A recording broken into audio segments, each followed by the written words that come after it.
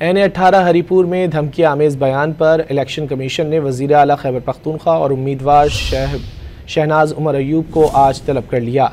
Election commission के मुताबिक सुहेल आफरीदी के बयान से ज़िला इंतज़ामिया, पुलिस और इलेक्शन ड्यूटी पर मामूर अमले और वोटरों की जान को ख़तरा लाहक हुआ है। वज़ारत दाखिला को हल्के में फुल प्रूफ सिक्योरिटी यकीनी बनाने की हिदायत कर दी गई।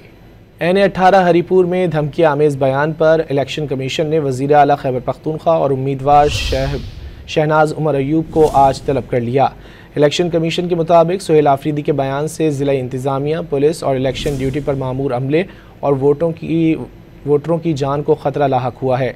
वज़ारत दाखिला को हल्के में फुल प्रूफ सिक्योरिटी यकीनी बनाने की हिदायत कर दी गई।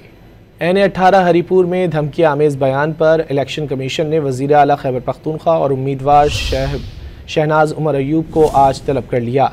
इलेक्शन कमीशन के मुताबिक सुहेल आफरीदी के बयान से ज़िला इंतज़ामिया, पुलिस और इलेक्शन ड्यूटी पर मामूर अमले और वोटरों की जान को ख़तरा लाहक हुआ है।